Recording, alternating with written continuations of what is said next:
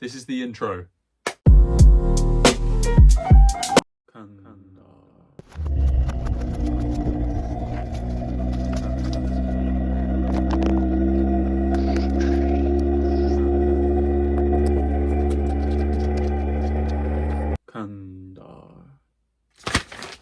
Oh, hi. Didn't see you there. Here, come on in. Take a seat. Have a cool, refreshing drink. No, you cannot have the cool, refreshing drink. All right, you can't just reach through and grab things. We haven't broken through the bounds of reality. This isn't Wonka TV. After clearing out my room, I happened to stumble across a little book bound in human flesh, which is coincidentally very similar to the one in Sam Raimi's Evil Dead franchise. Because my hands are kind of tied here. Let's talk about the Evil Dead. I absolutely love Sam Raimi's work, and to my shame, it took me a little while to come around to his style of filmmaking. I obviously grew up with the Spider-Man films, which I had a lot of nostalgia for, but my opinions on those films slightly wavered a little before being reintroduced to them at university, thanks to my friends who were massive Raimi Spider-Man fans. Shout out to Ollie and Louie. Represent Falmouth. Since then, my exposure to his work has grown, having now also seen the likes of Drag Me to Hell and Doctor Strange Multiverse of Madness, which, for the record, I might be one of the biggest supporters of. What made Doctor Strange stand out for me personally was its willingness to be carried by a strong voice, and Raimi's voice is heard loud and clear throughout all of his work. I mean, there is such a distinct flair and atmosphere to his films that makes them so infectiously watchable and fun. Out of his entire work, his Evil Dead trilogy has remained a standout to me due to its sensationally gruesome, hilarious, and over-the-top manner in which it explores horror. I mean, horror is often at its best for me personally when it plays with your mind and operates on a subliminal level. But it can work just as well as a crazy splatterfest, and especially when you got someone like Sam Raimi at the helm. So enough chit-chat and introductions, let's just take a dive into the twisted world of terror, bizarre demons, and groovy characters that we know as the Evil Dead. This horrific tale of blood, gore, and chaos began with one man and a bunch of his friends simply wanting to make a movie together. After making a number of short films, Sam Raimi and his childhood friend Bruce Campbell became set on venturing into the world of horror cinema.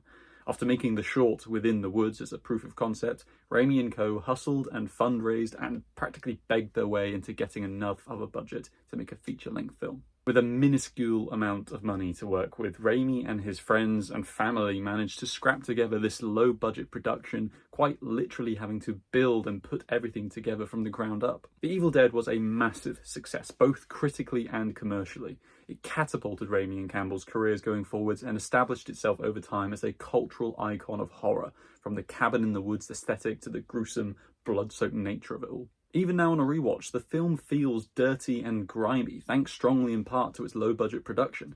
It might not stand up especially well in terms of believability nowadays, sure, but there is still this incredibly visceral feeling the film elicits every time a character spews blood or whatever milky substance is inside them all over their weird, wrinkly latex skin. The film places a great deal of focus on the gore and is unashamedly open about that fact. As much as I love to dissect and explore layered and artful films, because I'm a big pretentious idiot, there's nothing quite as brilliantly pure and understated than a film that knows what it is and wants to do nothing more than thrill you. I just want to take a moment to highlight just sometimes how hideously vile this film can be. I mean, again, it might not hold up by today's standards in terms of production value, but there's no denying the impact that is felt when we see Shelley torn to pieces with an axe, or the unfortunate and foul taste that is left in your mouth after Cheryl is attacked by a tree. Yeah, that tree scene really does take the sensationalist elements of this film from fun and gory to just troubling and crude. I mean, it's a scene I won't dwell on anymore due to its triggering nature, but it's worth mentioning that it is also a scene that Raimi himself has been openly critical of for making. It is extraordinary that despite all of its gross content, the worst of it all for many people, and for myself included, is when a possessed Cheryl rams a pencil into Linda's ankle. I mean, even now, that practical effect and the way the pencil drags across the skin is sickening to watch. It's a tremendously grotesque moment that is burned into the memories of many who watch The Evil Dead. But despite the film's brilliant simplicity and honesty about its identity, there is more that you could unpack that adds an additional layer of appropriate horror to the experience, that being the strong Lovecraftian element to the story. The film introduces the Necronomicon as this transcendent artifact of immeasurable power, something that far exceeds logic and explanation.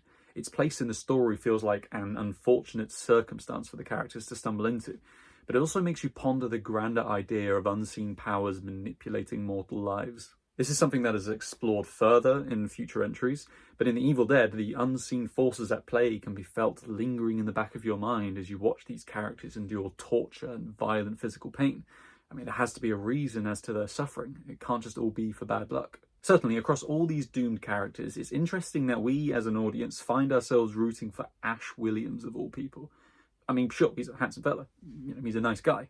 But as savvy audience members who are always one step ahead of the characters, we know for a fact that nice guys don't last long in a film like this. And he is primed for some demon possession and dismemberment. Yet, Ash is the one to survive it all. He is the one that must make the hardest choices to fight back and kill his friends, his sister, his girlfriend. We learn a lot about what kind of person he really is and the desperation he feels as he's backed further into a corner. The innocence of Ash is shattered by his experiences in the cabin, and it lays a fascinating groundwork for Bruce Campbell to explore in later films as Ash is developed further. As a whole, The Evil Dead is scrappy, messy, and honestly quite brilliant. Plenty aspects to it haven't aged especially well, but there's no denying how powerfully visceral it is as an experience. It almost feels like a snuff film at times, like, you shouldn't be watching it because of just how starkly gross and gritty its presentation is. It re-energized the genre in an exciting way and was the perfect jumping off point for what came next. A sequel that, I would personally argue, is one of the greatest horror films ever made. For me, Evil Dead 2 does what a great sequel should. It takes all of the best parts of the original film and refines them with a tighter direction, a more confident sense of identity, and some additional thrills and moments to keep you invested and excited throughout. The background is interesting for this film, as Raimi, Campbell and co. didn't own the rights to their own film, The Evil Dead, so they couldn't use scenes from that first film to recap audiences, bearing in mind that the production of the two films, and as such the release, are years apart. So instead, they refilmed and recontextualized Ash's first time arriving at the cabin for the opening of Evil Dead 2. I mean, it is bonkers that they didn't have the rights to their own movie, but it does make an interesting viewing experience watching the original film in comparison to the sequel. It feels like a strange cosmic shift in the film's world, despite it all technically being canon. We pick up immediately from the first film as Ash is thrown across the woods. I mean, it's a great way to bring Ash back into the audience's memories and to initiate a further understanding and development of his character. Based on the first film, we know he's a survivor, but Evil Dead 2 does such a good job at emphasizing how strong Ash is, both physically and emotionally. He, and in turn, Bruce Campbell, withstand a considerable degree of pain and violence, whether he's being attacked by his headless girlfriend wielding a chainsaw, or having to saw off his own hand that has become possessed all of a sudden. Ash's ability to work through pain, as well as the impact his encounters with the Deadites has on his mental well-being, is at the core of the film's horror. We experience all of the terrible, crazy, bizarre, demonic stuff alongside Ash as he spirals down a hole of madness. Something that massively emphasizes Ash's descent is the sound design and the editing. I mean, Raimi's heightened stylistic direction demands an equally stylistic approach to the sound work, as there is plenty of warbling, scratchy and distorted soundscapes layered across the images to further immerse you into the horror trip that Ash is experiencing. There are bizarre scraping and scratching noises that feel like something is hiding and lurking beneath the walls. A simple movement might be accompanied with a horrifically loud sound effect, and inanimate objects may just start laughing with insidious glee. I mean, it all manages to be so creative and oftentimes very comical, which only further excels the moments of horror by creating this uncanny reaction to what you're experiencing. The scene where Ash loses his marbles and the cabin itself begins taunting and laughing at him is one of my favourite moments in a horror film. It strikes a perfect balance between comedy from the absurd laughter and Ash's goofiness, and a genuine unsettling discomfort over Ash clearly losing his grip on reality, all propelled by the sensational sound work. The cinematography and editing feel like a considerable step up from the original film too, with more confidence and a more focused sense of direction applied to the camera movements and composition. All of Raimi's staples, such as Dutch angles, dolly zooms, extreme close-ups, are all utilised to perfect effect across this film, as well as also having a fun, engaging editing style that clearly guides the audience through the story. On retrospect, The Evil Dead feels overall quite serious in comparison to this. I mean, there's plenty of humour to be found, and it's not so uptight about what it is that it loses that sense of fun, but Evil Dead 2 manages to strike such a distinct and unique tone in regards to handling its horror and comedy. This film absolutely started the trend of let's beat the crap out of Ash Williams and as such Bruce Campbell. And I mean, Bruce Campbell really commits to the physicality in The Evil Dead, but I think here in Evil Dead 2, it's on a whole nother level when it comes to how absurdly over the top his slapstick and physical comedy is. It's genuinely spectacular from a performative level, as well as also being genuinely hilarious. Raimi's approach to horror is so clear in that he wants to excite and amaze you. There is no need to try as hard as possible to scare you because that's more of a bonus. I mean, Raimi said it before that he wants to give the audience energy when they watch his films, and I think that really rings true across his filmography, but especially with Evil Dead 2. Only Raimi could craft such a brilliantly immersive, exciting and sensational atmosphere like that has been created with Evil Dead 2. It really is one of the all-time best horror films I've ever seen because of that special tone it has. Evil Dead 2 leaves a lasting impact after viewing, whether it baffled you, amazed you, horrified you, or made you burst out laughing the whole time. It does such a good job at cementing Ash Williams as a character too, and wrapping the audience up in his endlessly terrible quest against evil. I think it truly is a masterpiece in many ways. But what do you think, Deadeye Anthony? I'll swallow your soul. Oh no, you take my breath away.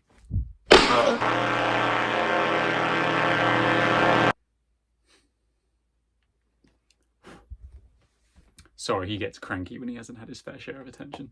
Concluding the original trilogy of Evil Dead films by Sam Raimi, we reach Army of Darkness, which sees Ash transported from the 80s to the Middle Ages.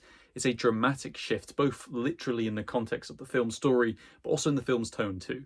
The horror takes more of a backseat as the comedy becomes the main focus, alongside a more fantastical element that is sourced from the medieval setting. For me personally, this new direction of tone was a bit of a letdown. I think The Evil Dead is at its best when it is focusing on horror, whether that horror is delivered in a gruesome, blood-filled manner, or whether it's delivered through some slapstick comedy. Army of Darkness, however, really hones in on the silly antics and how absurd the entire premise is, sometimes to a fault. It works tremendously in some aspects, but overall, it just lacks that same feeling of excitement for me due to the horror just not being quite as present. That being said, the goofiness does often pay off in hilarious manner. I mean, I thoroughly enjoy all of Ash's quips, as he is at his quippiest in this film. Plus, seeing his blunt mannerisms and the entire laziness that encapsulates Ash as a person be developed and exposed over the course of the narrative as he becomes more of a hero is satisfyingly done. To its credit, Army of Darkness does a tremendous job at further exploring Ash's character, with his half-hearted recital of the Necronomicon passage being just the most Ash thing ever. I love it. There's also a brilliant introduction in the film's main villain, Evil Ash, who is delightfully silly and twisted. The entire sequence of Ash battling tiny versions of himself is perhaps the single best moment in the film for me, as it brilliantly captures both the unique absurdity of the Evil Dead's humour, as well as being a fun way for Ash to be confronted by his own irritating and irrational self. These tiny Ashes transition to Evil Ash, who is again an interesting reflection of the darkest parts of Ash himself.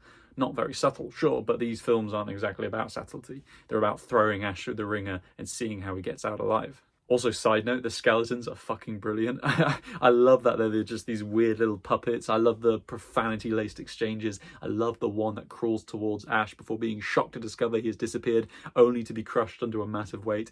I mean, it's beautiful. I feel like I spent a lot of time essentially reviewing Army of Darkness, and that perhaps makes it seem like I don't have much to say about it. And you're right. The thing about Army of Darkness, despite its pitfalls and the issues that I have with it, it does a phenomenal job at concluding Ash's initial journey across the three films. We've seen him go from a cowardly man, barely keeping it together, to an insane but hardened fighter, to finally, in this film, a jaded, miserable person who has spent so long surrounded by trauma that all he needs and wants is to escape. He has every right to want to run away. As frustrating as his laziness and arrogance can be, he ultimately learns to confront those parts of himself, both inwardly as well as literally fighting against it in the form of Evil Ash. By the conclusion of Army of Darkness, Ash has quite rightly earned the title of being a hero. A reluctant hero, sure, but a hero nonetheless. Hail to the king, baby. Okay, let's talk briefly about the remake / sequel / whatever the hell it is, Evil Dead. Directed by Fede Alvarez, this new entry of the film looked to reinvigorate the series years later for new audiences with a grittier, nastier reboot.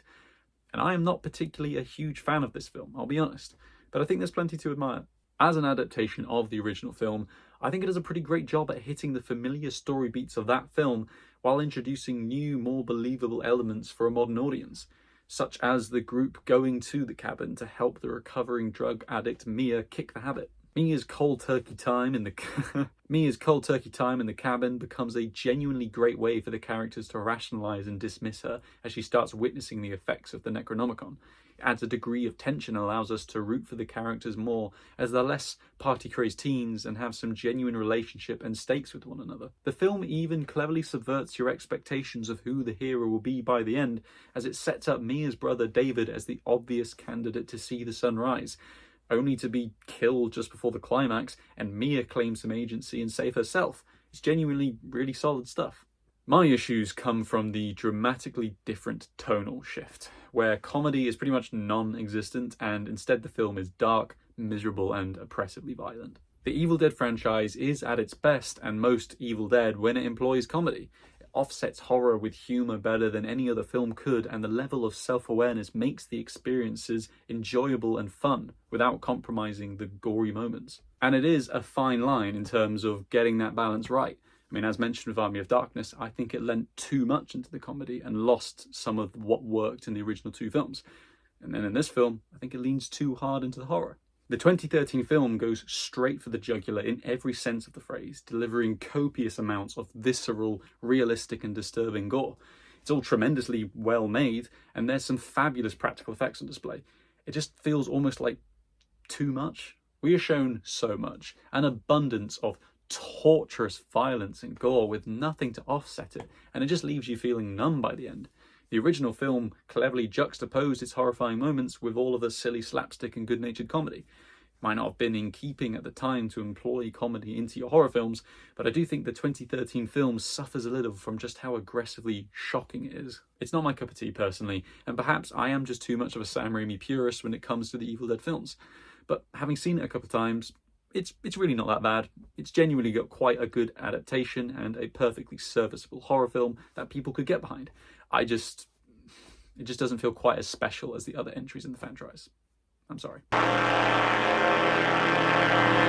Finally, we reached the 3-season run of Ash Williams' return to kicking evil ass, aired originally for Starz in 2015. The series focuses on Bruce Campbell's triumphant return to the role as the down-on-his-luck reluctant hero we all love, as he battles with the hellish Deadites once more, forging new alliances and falls down further into the Necronomicon rabbit hole of death and destruction. With exception to directing the very first episode of Season 1, Raimi acted as a producer for the series. As such, his unique style and patented camera moves are more homaged and replicated fondly throughout the series. It can sometimes feel like the experience is slightly dampened in some parts, as the style replication loses its appeal occasionally. But where the series absolutely excels is in its exploration of an older Ash and how he fits in the modern world. From the get-go, we are reminded that Ash is on the surface a massive fucking loser. He's become a bloated, drunken, harassing, mildly racist, middle-aged man who pales in comparison to his crazy heroics that he did in the original 3 films. The first season really benefits from the novelty of an older Ash Williams coming out of retirement and seeing how his world-weariness and experience with fighting evil may benefit him over the course of the story. He is shown to have a great deal of cunning and gut instinct to fight back against the Deadites and expose them, where other characters may suffer from their ignorance. But just as much as he's shown to grow in competence at fighting evil, his arrogance and selfishness is ever present, and something that causes himself and his friends to fall into trouble. He is willing to gamble and reap the rewards, no matter how drastic the consequences may be, even going so far as to bait an evil demon lord into a battle of egos as they fistfight with one another. As the season progresses, the narrative does a good job at making Ash feel fresh and interesting and ensuring he doesn't wear thin in his characterization. It would be easy to just repeat his ridiculous behaviours from season 1, but instead he is shown to grow and change organically. We see him mourn the sins of his past, and in particular, the focus on his trauma over the events of the first 2 films is done so tastefully and with great respect for Ash's development. The series as a whole also manages to make the side characters feel important and beloved, with Kelly and Pablo feeling the truest and most loyal friends Ash ever deserved. or not deserve in some instances. Kelly's own traumatic beginnings become an interesting parallel to Ash's own introduction to evil, and Pablo really manages to grow into his own as he breaks free from just being a sidekick to someone owning his heritage as well as his own identity. The biggest and most important aspect to Ash vs. Evil Dead is how it expands upon the lore and history of the Necronomicon and Deadites. It thankfully doesn't over-explain itself too much, and manages to introduce some interesting ideas surrounding hell and the demons that inhabit it, with the character of Ruby being the audience's most crucial insight into a world that was mostly hidden to us in the previous films. Through the season's gradual reveals and explorations of the demonic entities that Ash and co battle against, there is more room to explore goofier, more gory set pieces and concepts to thrill and horrify. It could easily fall flat and become a shameless attempt at nostalgia bait, or simply repeating what worked before, but the series instead manages to deliver all of the usual weirdness we love about The Evil Dead, while also carving its own identity. Since it does manage to do such a good job at expanding on what came before and creating new ideas, the moments throughout the seasons where we do revisit past characters such as Cheryl, or we return to the infamous cabin, those moments feel earned and exciting. There are several episodes where Ash and co come back to the cabin and it never gets old. They look at it through a new lens, changing expectations and keeping the audiences enthralled while also leaving us with a healthy dose of fan service. It's hard for me to unpack and explore a whole-ass TV series when, for me, my attention and my ability to deconstruct and explore is typically limited to films. It is a curse I bear, and I do apologise for that. But I can say wholeheartedly and with full confidence that Ash vs. Evil Dead is a hilariously brilliant addition to the franchise that truly honours the original films in every way. What makes Raimi's original film so special is the unique take on horror, combining it with an unbridled sense of humour and style with an intense focus on entertainment. It's hard to ever fault something that is honestly just trying to give you a good time, even if it's a good time layered in blood and guts and injected with a demonic level of insanity.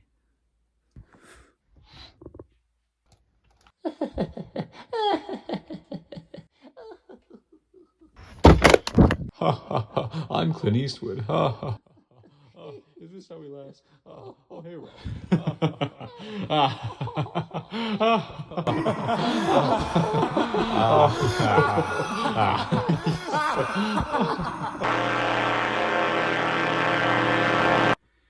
If there's anything I've learned from rewatching all of these films and shows, is that the best thing you can do is to accept the ridiculous insanity of it all. I mean, that's how Ash survived all that evil and torment. But through the Deadites and the gore and the absurdity, there is no denying Raimi's intense passion and distinct creative voice. I find it enthralling and invigorating to watch his work, to see and hear how he approaches storytelling with such childlike enthusiasm and awe. The same goes for Bruce Campbell's own committed approach to acting. It's all masterfully done, and very few filmmakers in the genre can hold a candle to what Raimi has done.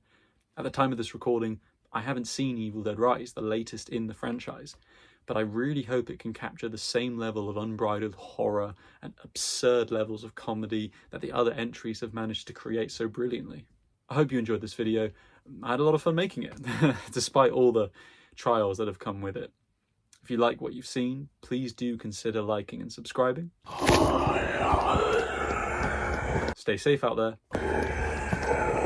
Much love. Oh, also, remember this.